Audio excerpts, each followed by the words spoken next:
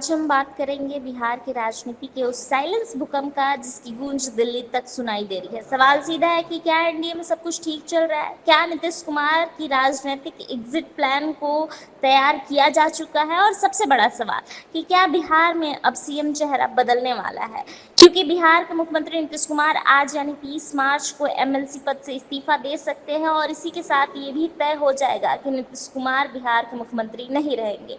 और ये कोई अचानक फैसला नहीं हुआ है, इसके पीछे कई वजह है। क्योंकि 16 मार्च को हम सब जानते हैं कि उन्होंने राज्यसभा के लिए अपना नामांकन किया और वो 16 मार्च को चुने भी गए। और संविधान साफ कहता है कि एक व्यक्ति 2 सदन की सदस्यता नहीं ले सकता है, इसलिए एमएलसी से उन्हें इस्तीफा आज देना ही होगा। ये उनकी मजबूरी भी हो सकती है, लेकिन ये सिर्फ एक मजबूरी नहीं, एक मौका भी है बिहार की राजनीति में। खबर ये भी है कि नितिन नवीन जो विधानसभा से इस्तीफा देने वाले थे, वो अब इस्तीफा नहीं देंगे। उन्होंने अभी तक इस्तीफा के लिए कोई भी अपना बयान नहीं दिया है। वे असम चले गए हैं चुनाव प्रचार के लिए। तो यहीं से सवालों का सिलसिला शुरू होता है। सवाल नंबर 1, अगर सब कुछ ठीक था, तय था, तो इस्तीफा नितिन नवीन की क्यों टल दी गई?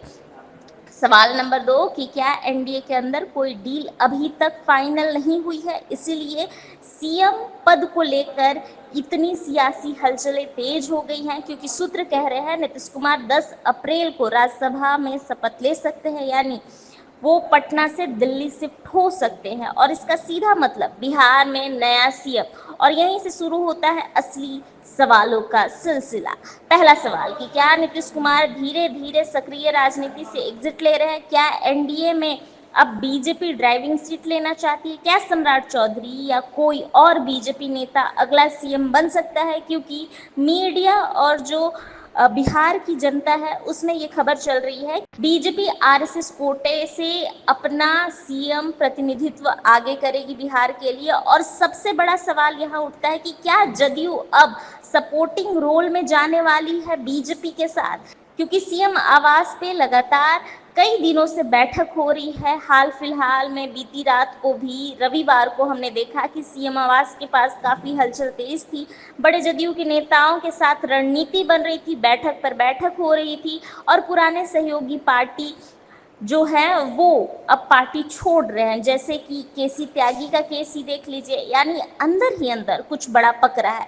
अब समझिए असली गेम। नीतीश कुमार 2005 से बिहार की राजनीति का चेहरा रहे हैं, एनडीए में किंग थे और बीजेपी किंग मेकर। लेकिन अब समीकरण उल्टा हो सकता है। बीजेपी चाहती है फुल कंट्रोल और नीतीश कुमार जा सकते हैं नेशनल रोल में, यानी पटना की सत्ता दिल्ली की राजनीति से अब होकर गुजरेगी। आज का सवाल यही है, आज हमारा विश्लेषण यही कहता है कि ये सिर्फ इस्तीफा नहीं है, ये ट्रांजिशन है। ये सिर्फ एमएलसी सीट छोड़ना नहीं है, ये पावर शिफ्ट की शुरुआत है। और सबसे बड़ा सच ये है कि बिहार में एनडीए के अंदर अब रीसेट बटन दब चुका है। क्योंकि हाल फिलहाल में हमने देखा कि पटना के अंदर बहुत ही सियासी हलचल तेज थी। पटना की सड़कों पर फ्यूचर ऑफ बिहार करके निशान, जो कि नीतीश कुमार के बेटे हैं, उनकी तस्वीरें लगाई गई थी। और इससे सस्पेंस और भी गहराता जा रहा है कि क्या नीतीश कुमार एक बार फिर से पलटी मार देंगे। और आखिरी सवाल आपसे है कि क्या नीतीश कुमार राजनीतिक संन्यास की ओर बढ़ रहे हैं या ये सिर्फ एक और चाणक्य चाल है नीतीश कुमार की? कमेंट में बताइएगा, क्योंकि बिहार की राजनीति में कुछ भी अंतिम नहीं होता।